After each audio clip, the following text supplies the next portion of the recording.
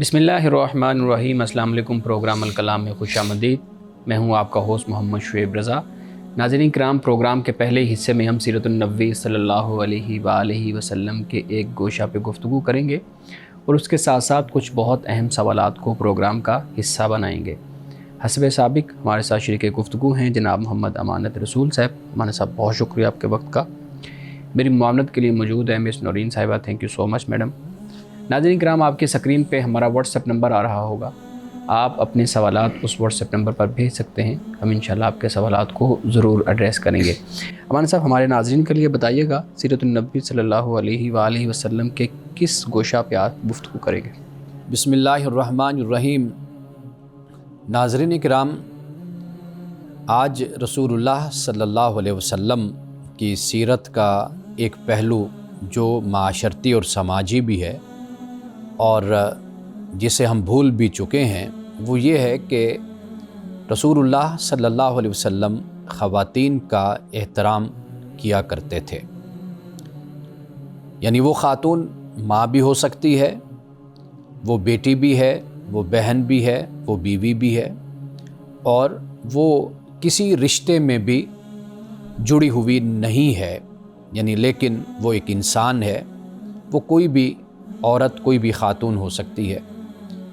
رسول اللہ نے بلا تفریق رنگ، نسل، مذہب اور عمر اور رشتے کے آپ نے سب کا احترام کیا۔ یہ میں بات اس لیے آج آپ سے کہہ رہا ہوں کہ ہمیں ایسی ویڈیوز جو نازیبا قسم کی، غیر اخلاقی قسم کی ملتی ہیں کہ جس میں ایک نوجوان اوباش بدمعاش شخص لڑکی کو چھیڑتا ہے گلیوں میں، کوچوں میں، بازاروں میں، سڑکوں پہ۔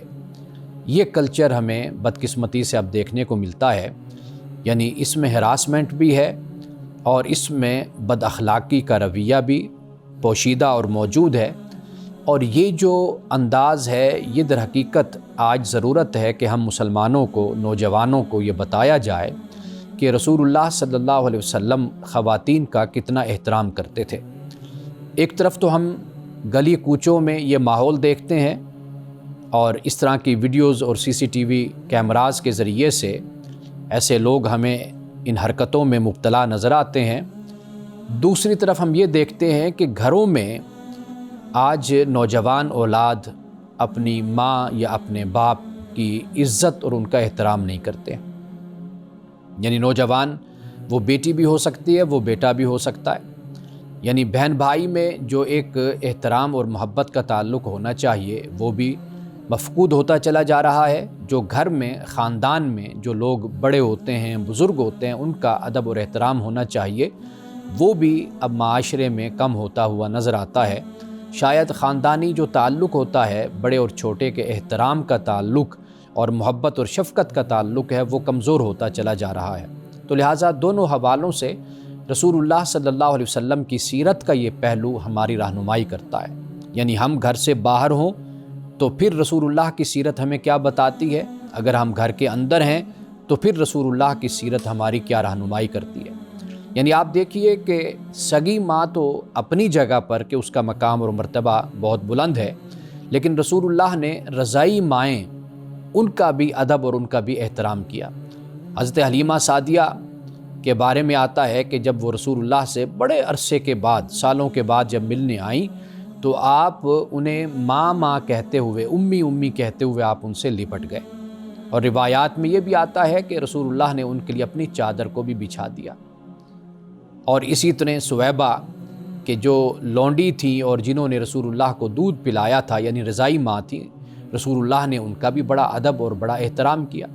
آپ اندازہ کیجئے کہ جب رسول اللہ رضائی ماں کا اتنا احترام کرتے ہیں تو اپنی سگی والدہ کا کتنا احترام کرتے اگر وہ آپ کی زندگی میں، یعنی وہ حیات ہوتی اور آپ نوجوانی میں ان کو پاتے، تو آپ ان کا کتنا ادب اور کتنا ان کا احترام کرتے۔ اسی طرح رسول اللہ کی رضائی بہن، یعنی جن سے بہن کا بھی تعلق ہوا، تو رسول اللہ نے ان کا بھی بڑا احترام کیا۔ حضرت شیمہ کے بارے میں آتا ہے کہ وہ ایک جنگ میں، غالباً غزوہ حنین میں، جب آپ کے پاس آئیں، یعنی بطور قیدی کے آئیں، تو رسول اللہ نے جب ان کو دیکھا تو آپ کی آنکھیں بھیگ گئیں اور آپ نے ان سے بڑی محبت اور شفقت کا معاملہ فرمایا۔ اور جب آپ نے ان کو رخصت کیا تو آپ نے ان کو مال و متاع کے ساتھ، یعنی اس وقت جو بھی تحائف دیے جا سکتے تھے، رسول اللہ نے اپنی بہن کو تحفے دے کر آپ نے رخصت کیا۔ آپ خواتین کا اس حد تک ادب اور احترام آپ فرماتے تھے کہ کوئی خاتون جس سے کوئی رشتہ اور تعلق ہوتا وہ آپ سے ملتی یا نہ ملتی، رسول اللہ کے پاس جب بھی وسعت ہوتی، سہولت ہوتی اور خوشحالی ہوتی تو آپ ضرور اپنے ان رشتوں کو اور ان خواتین کو آپ یاد رکھا کرتے تھے۔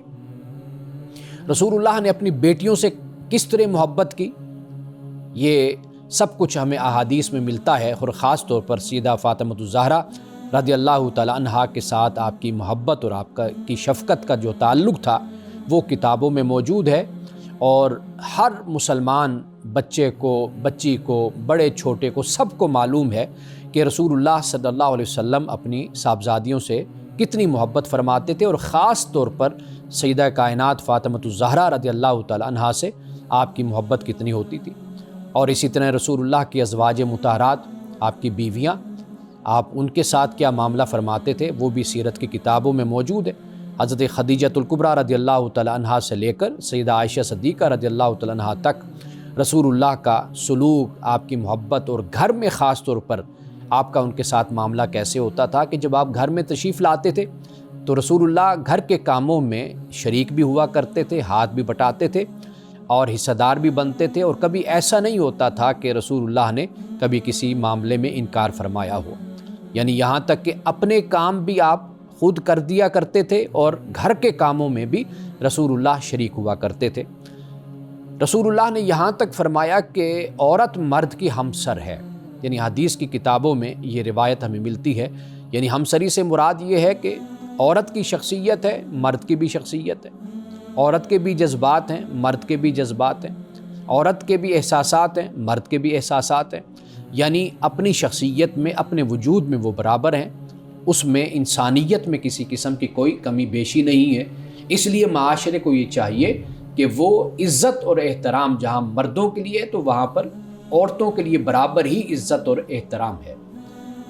یہ رسول اللہ صلی اللہ علیہ وسلم کی سیرت ہے کہ اب آپ یہ دیکھیے کہ یہ تو جو ذکر میں نے کیا یہ تو رشتوں کی بات ہو جاتی ہے، یعنی ماں ہے، بہن ہے، بیٹی ہے اور بیوی ہے، لیکن رسول اللہ نے ان رشتوں سے ہٹ کر بھی یعنی باقی رشتوں کو بھی آپ نے نبھایا۔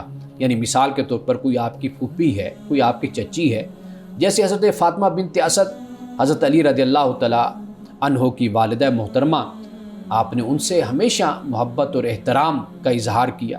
جب ان کی وفات ہو گئی تو رسول اللہ صلی اللہ علیہ وسلم نے تدفین کے وقت آپ خود وہاں پر موجود تھے، اور سیدہ فاطمہ بنت اسد رضی اللہ تعالیٰ عنہ کی قبر میں خود رسول اللہ تشریف لے گئے، آپ وہاں پر لیٹے اور اپنی والدہ کے یعنی حضرت علی رضی اللہ تعالیٰ عنہ کی والدہ اور رسول اللہ کی چچی، اور ویسے رسول اللہ ان کو اپنی ماں ہی فرمایا کرتے تھے، تو آپ نے ان کی وفات پر بڑے غم کا آپ نے اظہار فرمایا اور دکھ کا، اور ماضی کی یادوں کو بھی آپ نے بیان کیا کہ کس طرح حضرت فاطمہ بنت اسد رسول اللہ کے ساتھ محبت کا اور شفقت کا معاملہ بچپن میں فرمایا کرتی تھی۔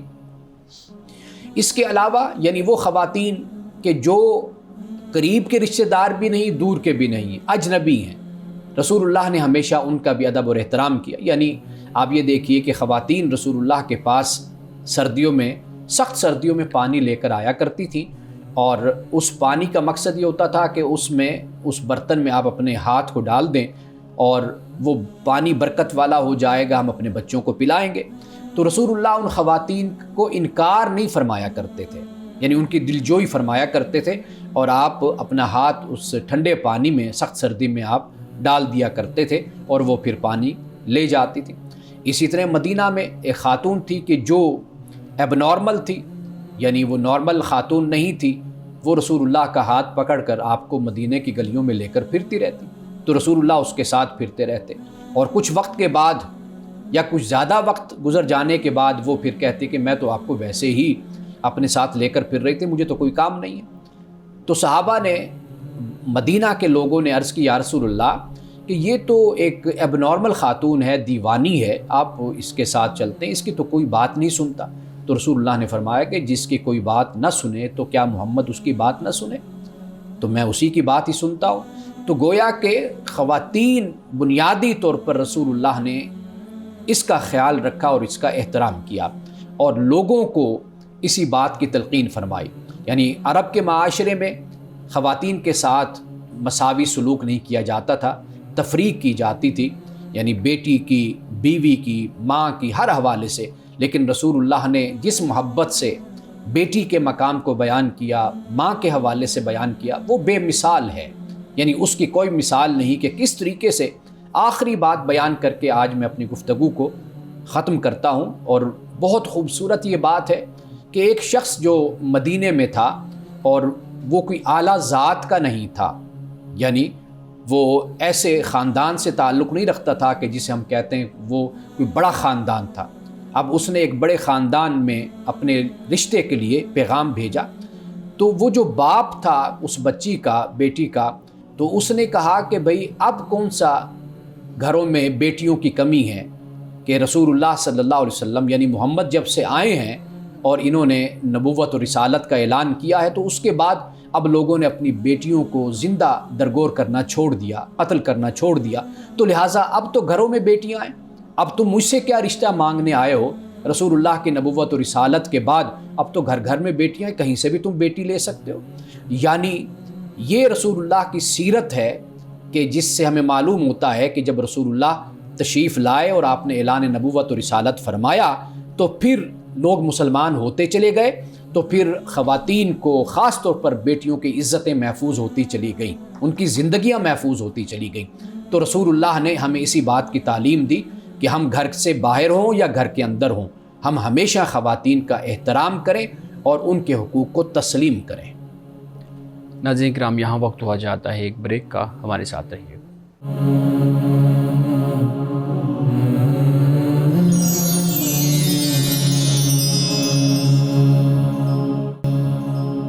ویلکم بیک ناظرین۔ امن صاحب بہت شکریہ، بڑا خوبصورت موضوع۔ آج کے اگر دور کو ہم دیکھیں تو انتہائی خوبصورت موضوع کہ جہاں پہ ایک طرف آنر کلنگ کا معاملہ ہے، جہاں پہ بچوں کی تعلیم میں رکاوٹ کا معاملہ ہے، جہاں پہ ہمارے ہاں ہراسمنٹ کے کیسز ہوتے ہیں۔ رسول اللہ صلی اللہ علیہ وسلم کی سیرت کا اتنا خوبصورت پہلو آپ نے ہمارے سامنے رکھا۔ میں یہ پوچھنا چاہتا ہوں کہ ہمارے ہاں اگر ہم اوورآل اپنے معاشرے کو دیکھیں، پاکستانی معاشرے کو، تو ہمارے ہاں جو بہن بھائیوں کے درمیان احترام تھا وہ اب ختم ہوتا جا رہا ہے۔ ہم دیکھتے ہیں کہ 16 17 18 سال تک، 20 سال تک تو اکٹھے ہیں سب اور بڑی پیار محبت ہے، لیکن جیسے ہی شادیاں ہوتی ہیں یا جیسے ہی اپنے فیوچر کے معاملات ہوتے ہیں تو ہم ایک دوسرے کی، اگر بڑا لفظ نہ ہو تو ہم شکلیں بھی دیکھنا پسند نہیں کرتے، ایک دوسرے کے دشمن بن جاتے ہیں۔ تو یہ جو احترام ختم ہوتا جا رہا ہے سگے بہن بھائیوں کے درمیان، اس کی کیا وجہ ہے کہ ایک طرف اسلام کے ساتھ اتنا اسٹرانگلی ہم کہتے ہیں ہم جڑے ہوئے ہیں، دوسری طرف رویہ یہ ہے؟ اچھا، کچھ اختلافات ایسے ہوتے ہیں جو فطری ہوتے ہیں، بہن بھائیوں میں بھی ہوتے ہیں، دوستوں میں بھی ہوتے ہیں، یعنی وہ بطور انسان بطور انسان مختلف شعبوں میں انسان ہوتا ہے تو وہاں پر بھی اختلافات ہوتے ہیں۔ ایک تو یہ چیز فطری بات ہوتی ہے، اور پھر آپ یہ بھی دیکھیں کہ شادی سے پہلے یا گھر کا سربراہ بننے سے پہلے وہ خود کسی سربراہی میں ہوتے ہیں، سرپرستی میں ہوتے ہیں۔ صحیح۔ تو جب انسان خود سرپرستی میں ہوتا ہے نا تو پھر کافی حد تک اختلافات کم ہوتے ہیں، اگر ہوتے ہیں تو وہ بہت ہی معمولی نوعیت کے ہوتے ہیں، جیسے بچوں کے درمیان اختلافات چلتے رہتے ہیں۔ تو لہٰذا کچھ اختلافات کو تو فطری طور پر قبول کرنا چاہیے، اور پھر سربراہ بن جانے کی وجہ سے، خاندان کے بڑے بن جانے کی وجہ سے وہ پھر دوسری صورتیں اس میں پیدا ہو جاتی ہیں۔ بعض اوقات آپ یہ دیکھتے ہیں کہ جائیداد کے مسائل بھی پیدا ہوتے ہیں، بچیوں کے رشتوں کے حوالے سے بھی مسائل پیدا ہوتے ہیں۔ بعض اوقات یہ بھی ہوتا ہے وراثت کی تقسیم کا معاملہ ہوتا ہے، وہاں پر بھی اختلافات پیدا ہوتے ہیں۔ دیکھیے، یہ جو اختلافات ہیں یہ تو انسانی زندگی سے کبھی ختم نہیں کیے جا سکتے، اور انسانوں کا مزاج ایک دوسرے سے چونکہ مختلف ہوتا ہے تو اس کی وجہ سے بھی اختلاف ہوتا ہے۔ لیکن بہرحال جس بات کی طرف آپ اشارہ کر رہے ہیں، تو اگر ہم اس کو اس طریقے سے سمجھیں کہ ہمارے معاشرے میں یا پاکستانی معاشرے میں آپ کہہ لیجئے کہ جو ایک اس وقت ارتقاء کا عمل چل رہا ہے، یعنی جس سے ہم کہتے ہیں کہ انسان ترقی کی طرف آگے بڑھ رہا ہے. ہم بھی اپنے معاشرے میں بہت سی جو رسوم ہیں، روایات ہیں، جو ہمیں اپنے آبا سے ملی ہیں، باپ دادا سے ملی ہیں، بہت اچھی ہیں، وہ اس لیے ٹوٹ رہی ہیں کہ اب دنیا بالکل تبدیل ہو رہی ہے. لوگوں کا لائف سٹائل بدل رہا ہے، طرز زندگی بدل رہا ہے، فکر بدل رہی ہے، سوچ بدل رہی ہے اور ماحول بدل رہا ہے. اس کی وجہ سے جو یہ ایک ٹوٹ پھوٹ کا عمل ہوتا ہے یہ معاشرے میں جاری ہوتا ہے، یعنی پرانی طرز کو چھوڑ کر ایک نئی طرز میں جانے کا عمل. یہ چیزیں ہیں کہ جس کی وجہ سے یہ اختلافات سامنے آتے ہیں. کچھ فطری اختلافات ہوتے ہیں اور کچھ ہوتے ہیں کہ جن میں جسے آپ کہہ لیجئے کہ انسان کا اپنا نفس اور اس کی نیت اور اس کا اپنا مزاج جو ہے وہ بھی اس میں انوالو ہوتا ہے، اور باہر کے اثرات تو انسانی مزاج پر، طبیعت پر اور ماحول پر ضرور ہوتے ہیں. صحیح. اچھا، ایک اور چیز بھی آپ نے اپنی گفتگو میں کہا کہ جائیداد کی تقسیم پہ ہمارے ہاں معاملات خراب ہو جاتے ہیں. بڑا عجیب سا ایک طرز فکر ہے ہمارا کہ ہم جو غیر منصفانہ تقسیم ہوتی ہے جائیداد کی وہ کرنا چاہتے ہیں. ہم وہ جو ایک انصاف پہ مبنی تقسیم ہے وہ نہیں کرنا چاہتے. یہ جو رجحان ہے یا یہ جو رویہ ہے یہ صرف ہماری سوسائٹی میں ہے یا اوورآل دنیا کے اندر ہی یہ طریقہ کار موجود ہے؟ دیکھیے، جہاں پہ قانونی نظام بہتر ہوتا ہے، یعنی نظم اجتماعی، وہ جتنا بہتر ہوگا اتنی مشکلات اور مسائل کم ہوں گے. یعنی اب قرآن مجید نے، اسلام نے جو آپ کو وراثت کے قانون دیے ہیں، سورۃ النساء میں دوسرے رکوع میں اللہ سبحانہ و تعالیٰ نے اس کو بیان کیا اور پھر سورۃ النساء کے آخر میں اس کو بیان کیا ہے. یہ جو بیان کیا یہ اسی لیے بیان کیا تاکہ اختلافات جو ہیں، چونکہ انسان لالچ اور حرص کا بھی شکار ہو جاتا ہے، دوسرے کا حق بھی مارنا چاہتا ہے، تو بنیادی جو تقسیم ہے وہ قرآن مجید نے ہمیں دے دی ہے، بالکل صحیح بتا دی ہے. ٹھیک ہے. باقی جو معاملات ہوتے ہیں، جو فروعی معاملات ہوتے ہیں جن میں آزادی ہوتی ہے کہ انسان، جیسے آپ کہہ لیجئے کہ وصیت کا معاملہ ہے کہ ایک حد تک وصیت کی جا سکتی ہے، ورثاء کو محروم نہ کیا جائے، یہ چیز بھی موجود ہے. اور پھر دین کا معاملہ ہے، قرض کا معاملہ ہے، اس کی ادائیگی کا بھی ہوتا ہے.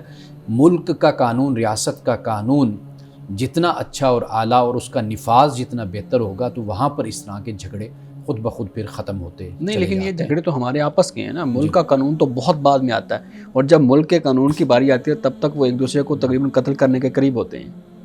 نہیں، میں وہی عرض کر رہا ہوں نا، یعنی ایک تو اللہ تعالیٰ نے ہمیں قانون وراثت دے دیا، قرآن مجید نے بیان کر دیا کہ بھئی تمہیں نہیں پتہ کہ بھئی کون نفع کے لحاظ سے تم زیادہ قریب ہے.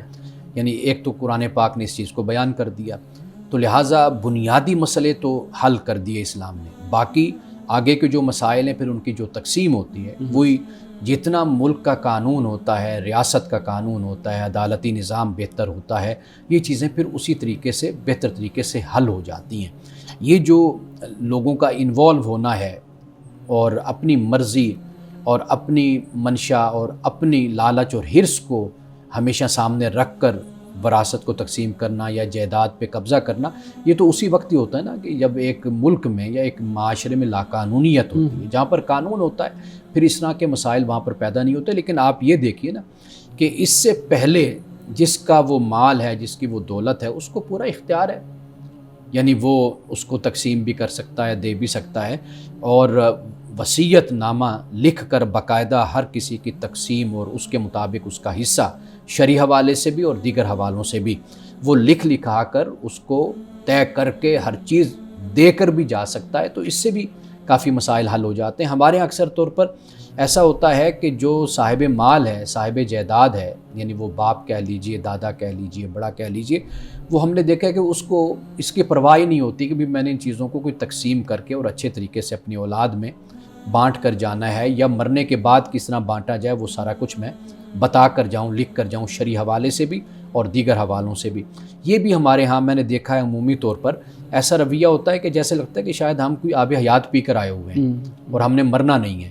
تو 80 سال عمریں ہو گئی لیکن جائیداد کی کوئی شرعی طور پر کوئی تقسیم نہیں ہے، کوئی منصفانہ تقسیم نہیں ہے، کوئی اس کے بارے میں رہنمائی نہیں. یہ لوگوں کا عام طور پر رویہ دیکھنے کو آتا ہے. اس سے بھی مسائل پیدا ہوتے ہیں. لیکن جو ایسا نہیں کرتے ہیں، جائیداد کو تقسیم اپنی زندگی میں نہیں کرتے ہیں، تو ان کو اپنی کچھ انسیکیورٹیز ہوتی ہیں کہ ہمارے ابھی ہم زندہ ہیں, سب کچھ ہمارے کنٹرول میں ہونا چاہیے. بڑھ جائے گا تو پھر ہمیں کوئی شاید اتنی فیور نہ کرے. بڑوں کا کیا یہ دیکھیے جس کا مال ہے نا, جس کی دولت ہے وہ اسی کا ہے, اس کی مرضی بھی ہے وہ کیسے تقسیم کرے. نہ اولاد کا اس کی زندگی میں کوئی جبر ہے, اس کی طرف سے کوئی حق ہے کہ اولاد یہ کہ جی اس کو آپ تقسیم کریں اور ہمیں دیں یا ہم اتنا لے لیتے ہیں, وہ کچھ نہیں کر سکتے. جس کا مال ہے وہی سب کچھ ہے, اللہ کی بارگاہ میں وہی جواب دے. وہ زندگی میں اس کو چاہیے کہ وہ یہ سب کچھ کر کے جائے. بے شک مرنے کے بعد ہی وصیت کم از کم اتنی ہو, یعنی سب کچھ تقسیم اچھے طریقے سے وہ کر کے اپنی زندگی میں جائے اور مرنے کے بعد پھر اس کو نافذ کر دیا جائے. صحیح. ناظرین کرام, گفتگو ابھی جاری ہے, یہاں وقت ہوا چاہتا ہے ایک بریک کا, ہمارے ساتھ رہیے گا.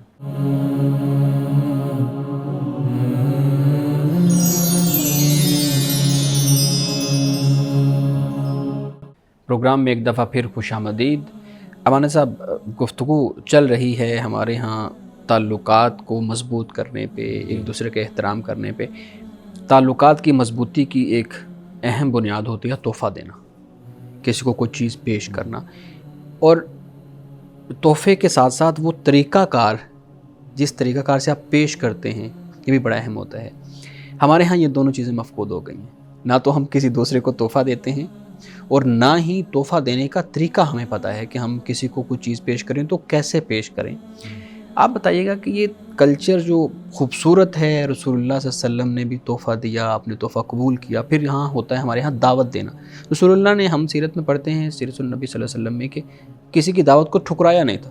ہمارے ہاں سیدھا کہہ دیتے ہیں کہ نہیں, ہم نے نہیں تمہارے ادھر آنا, ہم نے تمہارے ساتھ تعلقات ختم کر دی. یہ جو کلچر ہے تحفہ نہ دینے کا, نہ ایکسیپٹ کرنے کا, دعوت کو قبول نہ کرنے کا, یہ کیوں ہے ہمارے ہاں اور اس کے نتائج کیا ہوں گے؟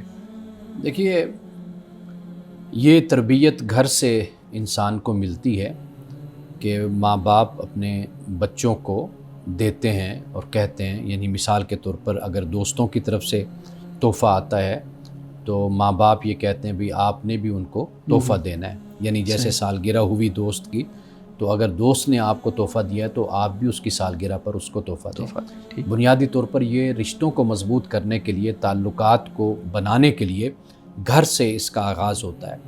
یعنی وہ ماں ہے, وہ باپ ہے, وہ بڑے ہیں, چھوٹے ہیں, انکریج بھی کریں, اور پھر یہ ہے کہ اس کی باقاعدہ تربیت بھی کریں. اس کے جو آداب ہیں, ایٹیکیٹس ہیں, وہ بھی سکھائے جائیں. تو یہ ایک تو ہمارے ہاں جو سب سے بڑا مسئلہ ہوتا ہے وہ یہ ہوتا ہے کہ اپنے جذبات کا اظہار یہ ہمارے ہاں کم ہوتا ہے. یعنی ایکسپریسو نہیں ہیں ہم لوگ, اس میں ہمیں شرم آتی ہے. میں اکثر طور پہ بچوں سے یہ کہا کرتا ہوں کہ بھئی آپ لڑنے جھگڑنے میں تو ایکسپریسو ہیں, لیکن محبت کے اظہار میں آپ ایکسپریسو کیوں نہیں ہیں؟ کہ آپ ماں باپ کے گلے لگ جانا, بہن بھائی آپس میں یا بھائی آپس میں, تو یہ ایک دوسرے کے ساتھ محبت کا اظہار کرنا. ہم نے بہت سی فیملیز میں یہ دیکھا ہے کہ وہ آگے بڑھ کر اپنی ماں کو گلے لگاتے ہیں, ماتھا چومتے ہیں, ہاتھ چومتے ہیں. تو یہ جو طریقہ ہے اس کو آپ جب اپنے گھر سے رائج نہیں کرتے تو پھر اسی طرح کا کلچر وجود میں آتا ہے. آپ مغرب میں دیکھیں تو وہاں پر تحفے تحائف دینا اور دوسرے کو رسپیکٹ دینا, دوسرے نے چھوٹی سی بھی چیز دی ہے تو اس کو اتنی خوشی کے ساتھ اس کو لینا اور اس کی تعریف کرنا اور اس کو سامنے ہی کھول کر دکھانا, دیکھنا. ان کے کلچر میں یہ چیز معیوب ہے کہ آپ تحفہ سامنے نہ دیکھیں اور بعد میں آپ دیکھیں, تو وہ اس کو معیوب سمجھ, اس لیے کہ ان کا تحفہ وہ اپنے, یعنی جو بھی ان کی وسعت ہے, ہمت ہے, وہ بہت اچھے طریقے سے وہ تحفہ جیسا یعنی ہے خرید کر اچھے طریقے سے وہ پیش کریں گے. ہم تحفہ دیں گے تو شاید ہمیں یہ ڈر ہوتا ہے کہ بھئی ان کو پسند آئے گا نہیں آئے گا, یا ہم پہلے سے ہی تحفہ ایسا سلیکٹ کر کے دیتے ہیں کہ جس کی کوالٹی لو ہوتی ہے. ہاں, تو ہمیں یہ ہوتا ہے کہ بھئی یہ سامنے کھول کر بیٹھ جائیں گے. اچھا, ایک اور چیز بھی ہوتی ہے نا, ہم ہر چیز کے اندر پیسوں کو لے کے آتے ہیں کہ مہنگا. آپ چھوٹی چیز لے لیں, خوبصورت لے لیں, یہ بھی تو ہمارے یہاں ہوتا ہے. اچھا, ایک اور چیز بھی ہمارے ساتھ, معذرت آپ کی بات کاٹ رہا ہوں, میں چاہ رہا ہوں اس پہ بھی آپ بات کریں. آپ بات کر رہے ہیں کہ گھر کے اندر سے یہ ماحول شروع نہیں ہوتا. ہمارے ہاں تو میاں بیوی جو ہسبینڈ وائف ہیں, جو ایک دوسرے کے ساتھ جن کا تعلق ہے وہ نہیں آپس میں ملتے. کبھی ہم نے گھر میں نہیں دیکھا ہوگا، گھروں میں اگر ہم اپنے گھروں میں نظر دوڑائیں کہ کبھی ہسبینڈ کا سفر سے آیا ہو، اس نے آ کے بیوی کو سلام لیا ہو، گلے لگایا ہو، کوئی اس طرح بچوں کے سامنے کوئی تحفہ اس کو دیا ہو، کوئی پھول دیا ہو، کوئی چاکلیٹ دی ہو، یہ نہیں نظر آتا. تو بچے پھر ماں باپ کو دیکھیں گے کیسے سیکھیں گے پھر؟ وہی میں عرض کر رہا ہوں نا کہ اس کی ابتدا تو گھر سے ہونی ہے نا. یعنی میاں بیوی کو چاہیے یہ چیزیں کا معاملہ ہے یا بچوں کے ساتھ معاملہ ہے یا دادا دادی گھر کے ہیں، نانا نانی ہیں یا دیگر رشتے ہیں، پھوپھیاں ہوتی ہیں، خالائیں ہوتی ہیں، چچے ہیں، ماموں ہیں، یہ سارے رشتے ہیں نا، ان کے ساتھ انسان کا جو تعلق ہے یہ در حقیقت جاندار ہونا چاہیے. یہیں سے انسان سیکھتا ہوا پھر باہر بھی اپنے معاشرے میں اپنی سوسائٹی میں جاتا ہے. تو ہمارا جو سوشل فیبرک ہے در حقیقت اس میں بنیادی طور پر اصلاح کی ضرورت ہے کہ ہم ایکسپریسو ہوں، ایک دوسرے کے ساتھ محبت کا اظہار کرنے والے ہوں، ادب احترام کرنے والے ہوں. تو ہم جب تک اس طرح کا کلچر اور رہن سہن جو ہے وہ پیدا نہیں کرتے تو یہ مسائل ہمارے ہاں رہیں گے. آپ علیہ وسلم کی جو سنت بھی ہے، آپ نے فرمایا کہ اپنے بھائی کے لیے وہی چیز پسند کرو جو اپنے لیے کرتے ہو. تو تحفہ دیتے ہوئے ہم لوگوں میں واقعی یہ چیز صحیح کہا آپ نے کہ ہم لوگ یہ چیز دیکھتے کہ کوئی کم قیمت والی ہو یا اس کا معیار یہ نہیں دیکھیں گے. جب ہمیں وہ چیز ملے گی تو ہم کیا ایکسپیکٹ کر رہے ہوتے ہیں کہ ہمیں بھی اچھی ملنی چاہیے. تو معیار جو اگر توازن والا ہو جائے تو یہ بھی بڑی نہیں. ہم تو اپنے گھر میں وہ چیز اٹھا کر دیتے ہیں نا جو ہم دیکھتے ہیں کہ اب یہ ہماری ضرورت کی قابل نہیں رہی. یہ تو چلے، یہ تو وہ چیز آپ بیان کر رہے ہیں یعنی مثال کے طور پر سوٹ ہے، جیسے کپڑے ہیں جو خود نہ پسند ہو کہتے ہیں کسی کو دے دیں. اچھا مولانا صاحب، ہم خواتین کے اس پہ رسول اللہ صلی اللہ علیہ وسلم کا خواتین کے ساتھ جو رویہ ہے اس پہ بات کر رہے ہیں. ایک ہم اکثر دعا سنتے ہیں، میں یہ اپنے معاشرتی رویہ جب میں آپ کی گفتگو سن رہا تھا تو ذہن میں آ رہے تھے سارے. ہم جب دعا کرتے ہیں، کسی سے دعا کرواتے ہیں تو ہم کہتے ہیں کہ باری تعالیٰ اولاد نرینہ عطا فرما. ہم اولاد نرینہ کی ہمیشہ دعا کرتے ہیں، یعنی نر اولاد کی ہم دعا کرتے ہیں. ہمارے ہاں بھی وہ عرب والا جو ایک مینٹیلٹی تھی اپنی مین پاور کو مضبوط کرنے کی، وہ ہمارے ہاں بھی ہے.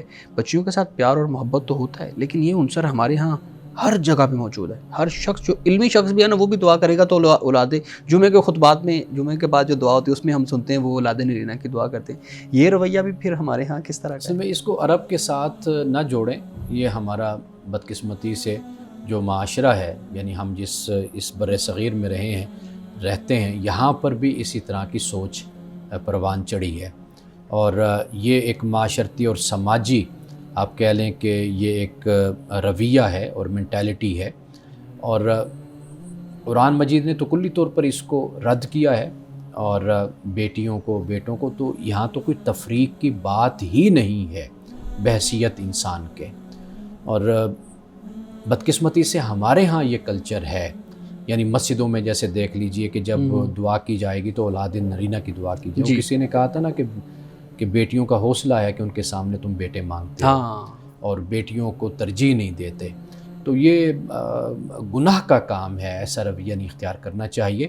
رسول اللہ نے بیٹی کی پرورش کرنے والے کو، بیٹیوں کی پرورش کرنے والوں کو جنت کی خوشخبری آپ نے سنائی. بلکہ ایک حدیث میں آپ نے اپنی دونوں انگلیوں کو یوں جوڑ کر فرمایا کہ جس کو اللہ تعالیٰ نے بیٹیاں عطا کیں اور اس نے اپنی ان بیٹیوں کی اچھی تربیت اور تعلیم دی اور بیٹوں اور بیٹیوں میں فرق نہیں کیا، تو رسول اللہ نے فرمایا ہم جنت میں اس طرح اکٹھے ہوں گے. تو یہ فضیلتیں بیان کی گئی ہیں. تو بس بدقسمتی یہ ہے کہ لوگوں کو بتایا جائے اسلام کا یہ پہلو بھی، رسول اللہ کی سیرت بھی، اور ان کو یہ تعلیم دی جائے کہ بھئی یہ طریقہ کار جو ہے یہ غیر اسلامی ہے، اسلام میں اس کا کوئی تصور نہیں ہے. صحیح. جی میڈم. جی ایک سوال میرا آپ صلی اللہ علیہ وسلم کے حوالے سے، آپ ان کا بیان کر رہے تھے کہ اللہ تعالیٰ کی اس میں کوئی حکمت پوشیدہ ہے کہ آپ صلی اللہ علیہ وسلم بچپن میں، یعنی آپ کے والد کی وفات آپ کی پیدائش سے پہلے ہوگی اور بہت ہی چھوٹے تھے، آپ کی والدہ کا بھی انتقال ہو گیا اور آپ کا کوئی سگا بہن بھائی بھی نہیں تھا. یعنی اتنی زیادہ یہ ایک ایسی چیزیں ہوتی ہیں جس میں محبت کی رشتے ہیں، یہ تعلق جن کے ساتھ انسان جوڑتا ہے، اپنی خوشی اور غم کے جذبات، احساسات کا اظہار کرتا ہے ان رشتوں سے. تو اس کے پیچھے کوئی خاص حکمت ہے اللہ تعالیٰ؟ قرآن مجید نے سورۃ الضحیٰ میں یہ فرمایا ہے کہ الم یجدک یتیما فآویٰ، کہ کیا اللہ نے آپ کو یتیم نہیں پایا تھا کہ اس نے پھر آغوش رحمت میں لے لیا آپ کو. یعنی آپ کو ٹھکانہ دیا، آپ کو سنبھالا اللہ سبحانہ و تعالیٰ نے. قرآن مجید میں یہ الفاظ موجود ہیں. باقی دیکھیے کہ یہ دنیا کا نظام ہے، اس کائنات کا، اللہ سبحانہ و تعالیٰ اپنے جو بڑے لوگ ہوتے ہیں اگر ہم دیکھیں تو ان کو کسی خاص مقصد کے لیے اللہ ان کی تربیت بھی کرتا ہے، پرورش بھی کرتا ہے، اور ایسے حالات ان کے لیے ہوتے ہیں کہ وہ مزید اس آنے والے وقت کے لیے وہ تیار بھی ہوتے ہیں۔ رسول اللہ صلی اللہ علیہ وسلم کی حیات مبارکہ اگر ہم دیکھتے ہیں تو والد جیسے یعنی پرورش، ابھی پیدائش نہیں ہوئی تھی تو والد وفات پا گئے، 6 سال کے ہوئے تو والدہ دنیا سے رخصت ہوئی، 8 سال کے ہوئے تو آپ کے دادا جان وفات پا گئے، پھر حضرت ابو طالب کے پاس آپ رہے، پھر یہاں سے معاملہ آپ کا آگے چلا۔ تو اس میں کوئی شک نہیں ہے کہ اللہ تعالیٰ انسان کے ساتھ جو معاملہ فرماتا ہے اس میں حکمت پوشیدہ ہے۔ یہاں پر ہمیں جو حکمت نظر آتی ہے وہ یہی ہے کہ جیسے قرآن پاک نے بیان کیا کہ اللہ نے آپ کو یتیم پایا تو پھر اپنے آغوش رحمت میں لیا، یعنی وہ جو ایک نبوت اور رسالت کا منصب اور مقام آپ کو اللہ تعالیٰ نے عطا فرمایا تو اس کی ایک تیاری آپ کہہ لیجئے ارتقاء کے ساتھ گریجولی وہ یہاں پر ہوتی ہوئی نظر آتی ہے، تاکہ اس رسالت اور نبوت کا جو بوجھ ہے، فریضہ ہے، اس کو آپ اچھے طریقے سے نبھا سکیں اور مستقبل میں آنے والی جو سختیاں ہیں اور مشکلات ہیں اس راہ میں، اس کو آپ خندہ پیشانی سے قبول کریں اور صبر کے ساتھ اور تحمل اور بردباری کے ساتھ آپ ان راستوں سے آپ گزر جائیں، وہی سب کچھ پھر آپ کی سیرت میں ہمیں نظر بھی آتا ہے۔ ناظرین کرام، یہاں وقت ہوا چاہتا ہے ایک بریک کا، ہمارے ساتھ رہیے گا۔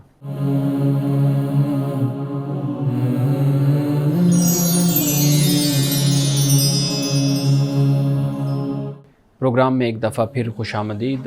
امانت صاحب، اللہ رب العزت نے دوبارہ سے اپنی نعمت کا ہم پہ اپنے فضل کا اظہار فرمایا اور رمضان المبارک ہماری زندگی میں دوبارہ انشاءاللہ کچھ ہی دنوں بعد آ رہا ہے۔ رمضان کی تیاری کے حوالے سے ہمارے ہاں ایک بہت جوش و خروش بھی پایا جاتا ہے اور پھر بچے بڑے سب اس تیاری میں لگے ہوتے ہیں، سنت بھی ہے رسول اللہ صلی اللہ علیہ وسلم کی۔ میں یہی پوچھنا چاہ رہا تھا کہ جب رسول اللہ صلی اللہ علیہ وآلہ وسلم کی زندگی کو ہم دیکھتے ہیں تو ہمیں رسول اللہ صلی اللہ علیہ وسلم رمضان کا احترام کیسے کرتے ہوئے نظر آتے ہیں، تاکہ ہم بھی کچھ ہی دنوں بعد جو رمضان المبارک شروع ہو رہا ہے اس کے مطابق اپنی تیاری اپنا ذہن بنا لیں تاکہ بہتر طریقے سے رمضان گزار سکیں۔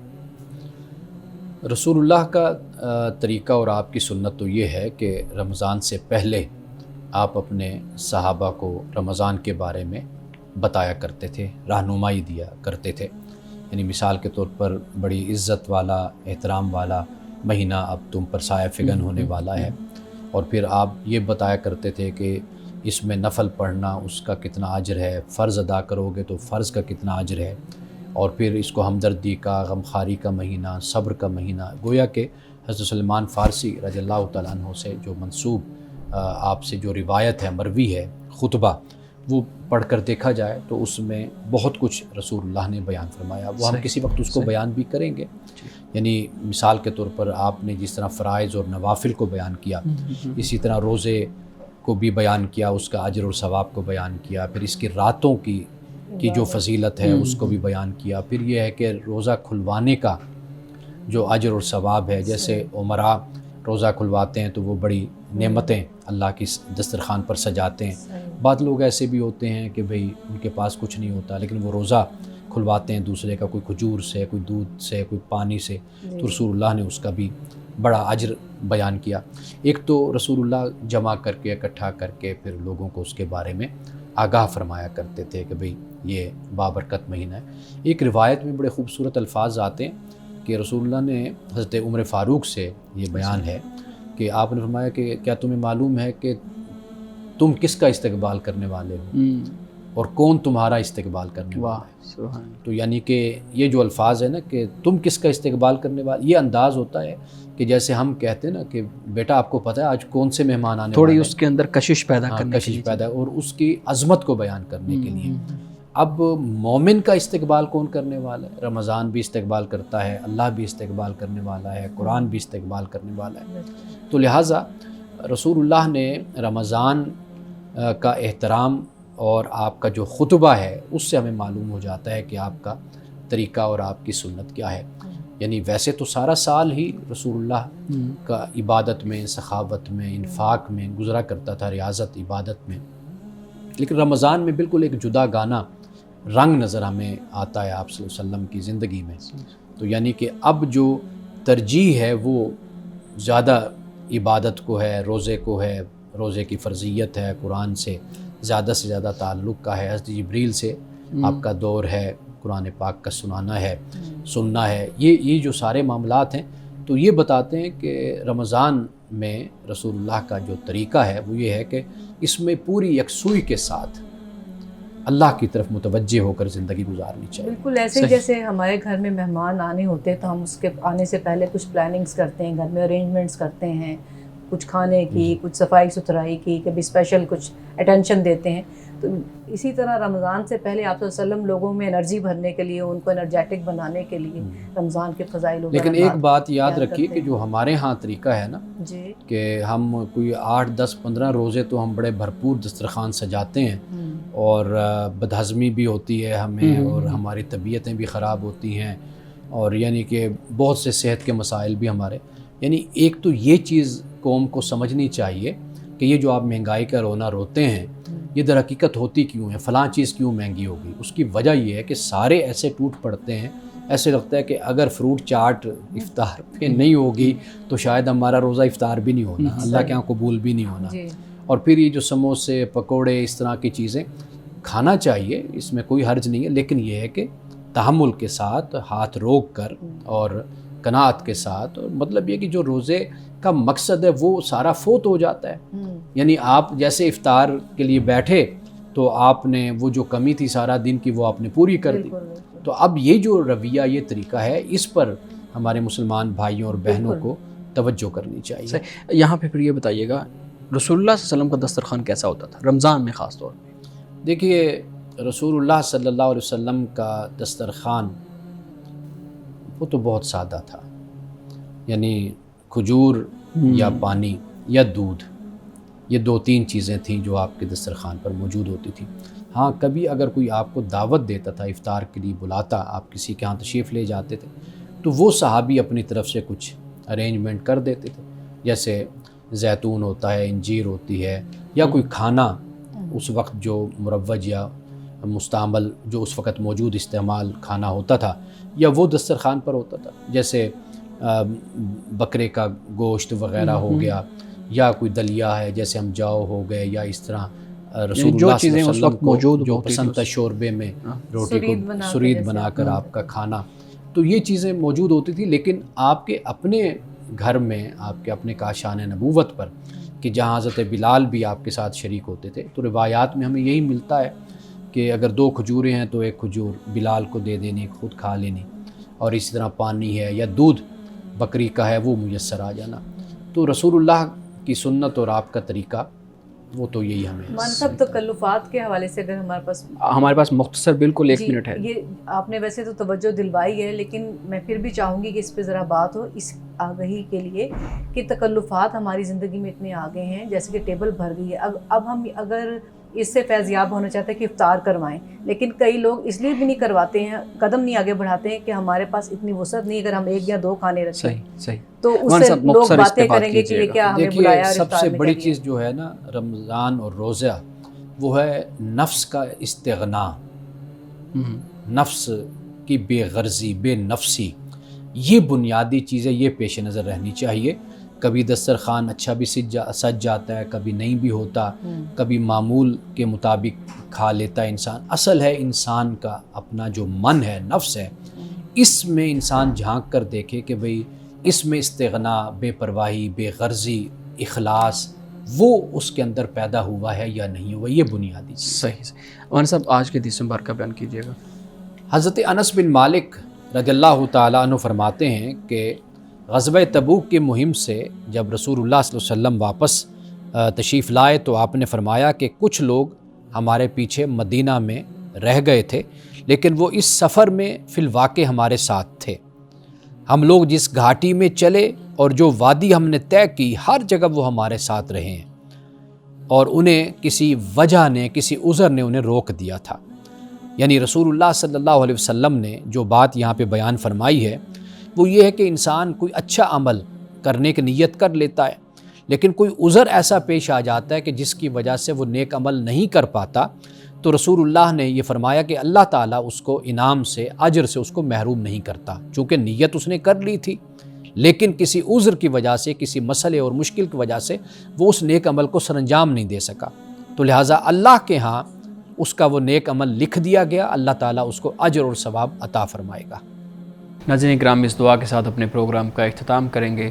اللہ رب العزت حسن کلام اور تاثیر کلام عطا فرمائے، ہماری زبان کے گروں کو کھول دے اور سننے والوں تک خیر کا پیغام پہنچے۔